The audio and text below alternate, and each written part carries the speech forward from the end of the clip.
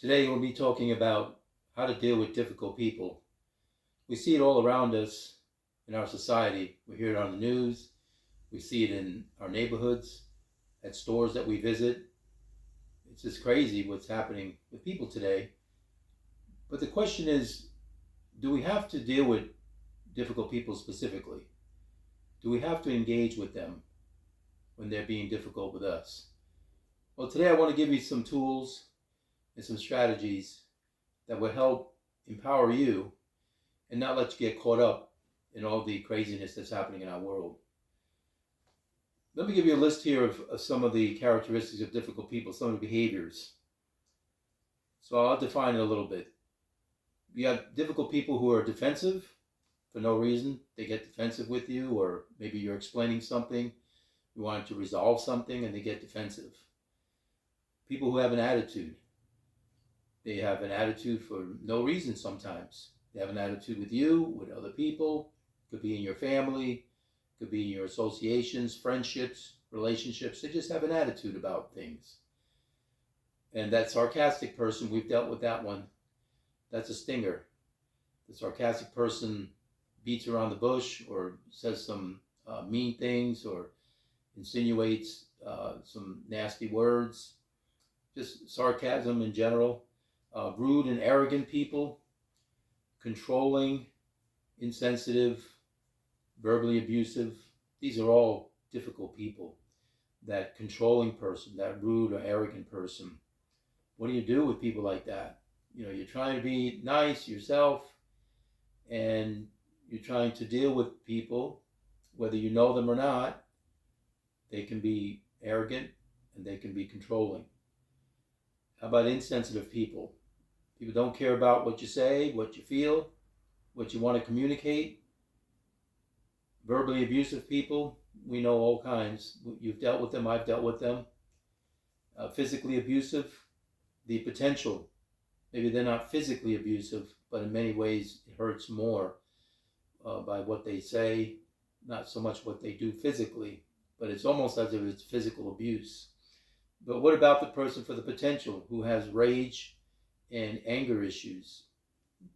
Many times, you're scared or you think they might snap and physically harm you. We've dealt with people like that. Manipulative and narcissistic, those are very difficult people to deal with. And good luck on that one, trying to deal with someone who's narcissistic. Then we have the drama queen and the drama prince, very dramatic. Anything you say or do, they get dramatic, over emotional, or under emotional. You have the dismissive person, the agitated, angry person, and then the one that just shuts down, just totally turns the engine off and doesn't want to communicate, doesn't want to deal with anything, goes stone cold, really freezes up and doesn't want to deal with anything. That's a short list of difficult people. And throughout my career, I've dealt with this in my office, in clinical settings, with families, at their homes, all kinds of things. I've dealt with these people myself in the public eye, going to public places, and things that I never instigated or didn't instigate. They just were these type of people. So what do we do? What do we do with people who are so difficult? Well, when dealing with difficult people, your goal is not to figure them out. It's not to change them. It's not to try to, in a few minutes, solve the problems, because some of these people could be dealing with personal problems, maybe past trauma, maybe some abuse, physical, emotional, sexual abuse. They could be going through some financial problems, or maybe they just don't have the tools, skills. They didn't develop properly. They grew up in a dysfunctional home, abusive home. There could be a lot of variables, a lot of factors. But you're not a psychiatrist or you're not a therapist at that moment. If you're at the store grocery shopping and you deal with a difficult person, you can't do a counseling session with them at that moment. So what do? Well, we got to figure ourselves out what we are going to do and not what they're going to do. We're the ones who have to stay in control, and we have to be the ones who respond and not react. That is the key. So your goal is to figure you out. I want you to remember that term, that phrase, when you are around a difficult person. It's not for you to try to change them. The other thing is a strategy here with difficult people is that when they demonstrate any of these behaviors towards you that I just gave you that list, you don't have to be a part of that conversation. You don't have to be part of that communication or interaction. You do not have to engage when someone is very difficult. Now, there are people, you can deal with them. They're not too bad. They're kind of in the gray area in the middle. And it's worth trying. It's worth giving it a shot. But if they continue to be difficult, you do not have to engage. You don't have to stay. And that's one thing I want to empower you with. Why people stay and try to, figure out the problem, solve the problem in a few minutes, it's not going to happen. Remember, the key word here is difficult. They're not working with you. They're not meeting you halfway. When that happens, it's time to go. It's time to say, I'm going to disengage. So give it a try to engage. And if they're not cooperating, meeting you halfway, you need to disengage. Very important. We don't want to escalate situations. And something I've taught all of my clients is this very important tool. You need to put out the fire early. Put out the fire at the beginning stages. So I've given 3 simple things that you could think about. 3 visuals. Think about fire and what starts a fire. So when you're engaging with someone, okay, the fire starts, let's say something is going down, there's a disagreement or you're having a conversation. Maybe nothing bad, nothing contentious there, but the person is difficult. Nothing you've done. So we're going to use fire. We're going to use what starts a fire. Twigs, branches, and logs. So those are the 3 things that a person, that's just an analogy, with their emotions, right, with their behavior, they're going to begin the fire. They're going to throw something into the fire. So let's say the fire starts at the twig level. You're going to have a fire created, and what do? Do you stay?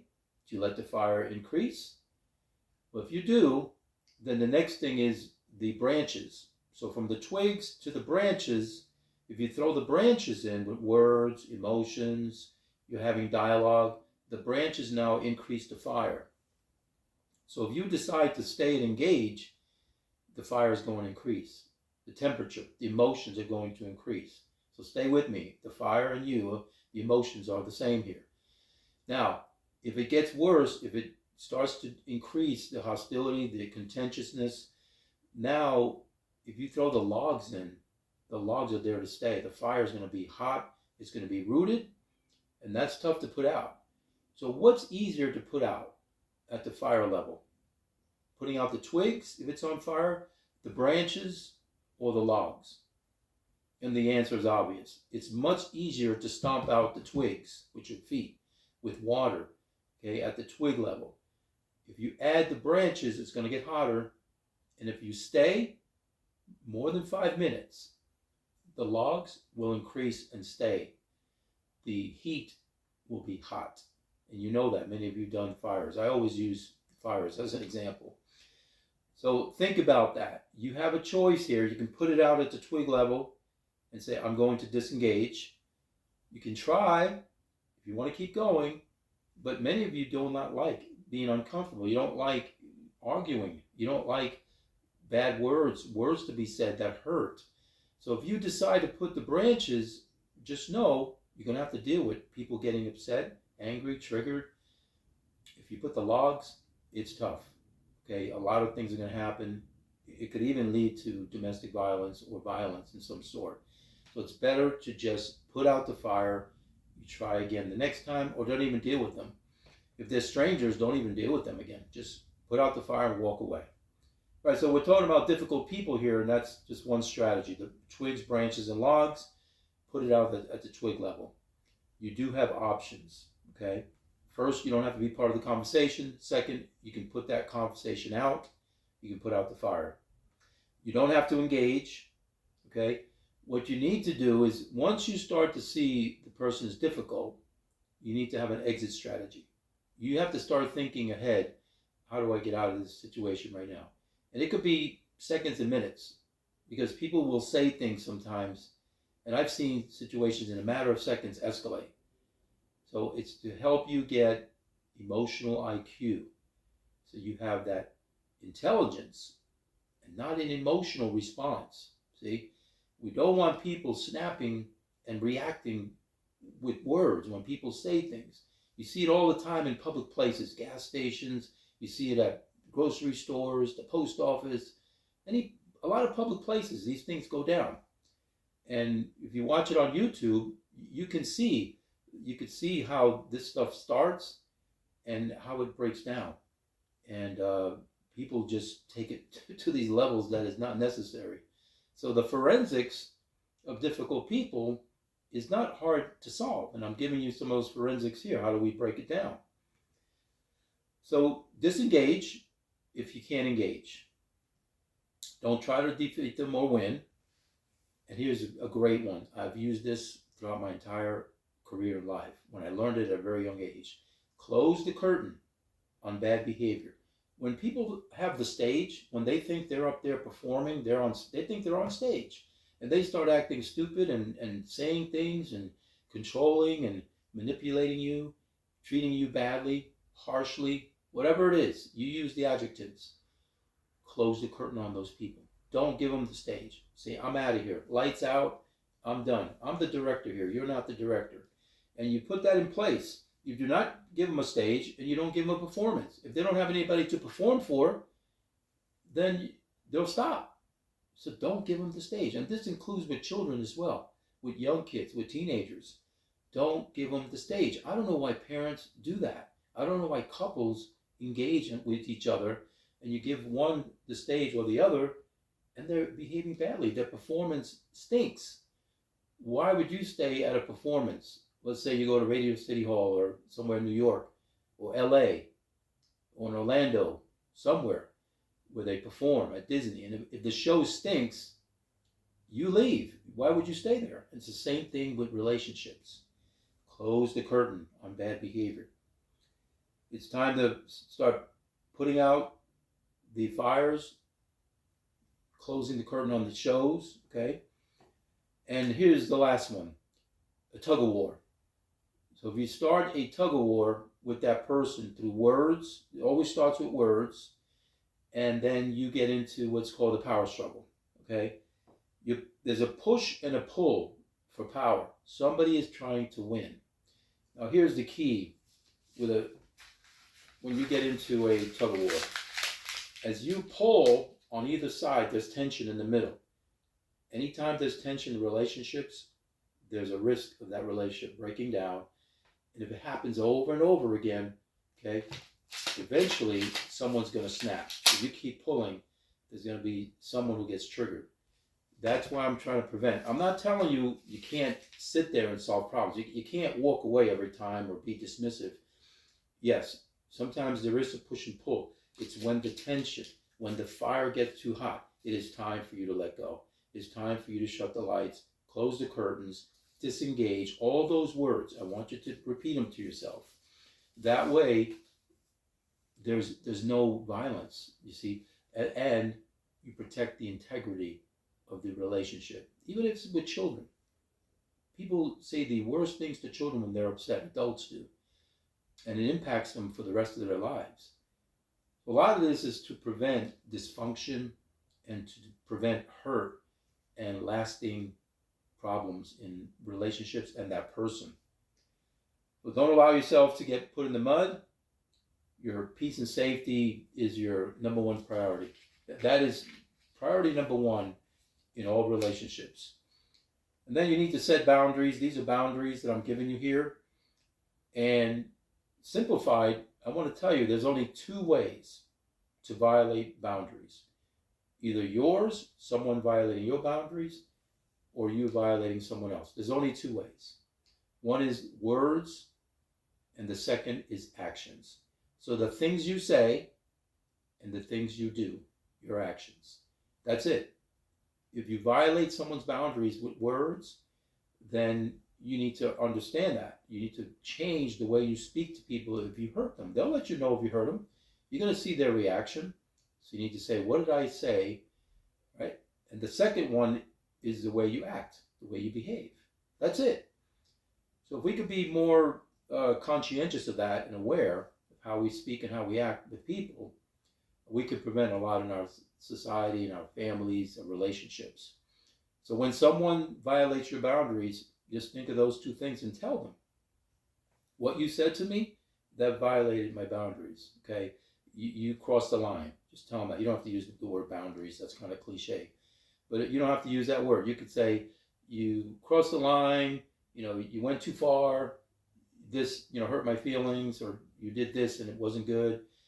You use your own style, okay? And then if they did something with actions, slam the door, threw glass across the way, something with behavior, just let them know, make them aware of it. You do the same for you too, because it takes two to tango here. All right, so closing out here, finally, with dealing with difficult people, don't do drama. Get out of the Lifetime movie channel. That's where a lot of people learn this stuff. These Spanish novellas, the Lifetime movie channel, the drama channels. Stop acting like these actors, like these people in Hollywood. Don't go and get a drink just because you had a hard conversation or a breakdown with people. Don't go smoke a joint or cigarettes and do something stupid. Okay? No drama. No yelling around the house. No, engaging your neighbors, getting the cops called. Don't hurt each other with words and actions. Don't do ghetto. Don't act like people, act like, with no education. People who are ignorant. Don't do that. Okay? And then don't be a Karen. Many of you know what Karens are, and they are so annoying. They're so disturbing. Don't act like that, yourself. You need to be aware of that. And definitely don't engage with a Karen. None of this is productive. Okay? So stay away from getting in the zone. That's what happens with difficult people, or when you're in arguments with someone. You get in the zone and you forget who you are. You forget who you really want to be. And you start saying and doing things you might regret. So that is our session for today at Breakthrough Counseling Services. I do hope it helps you. Review it again, and trust me, try these tools. They are incredible how quickly they work. I've been using them and I give it to my clients, and they're amazed how fast it works. I hope that's empowered you. We'll see you for our next session. Until then, keep having your breakthrough. We'll see you next time.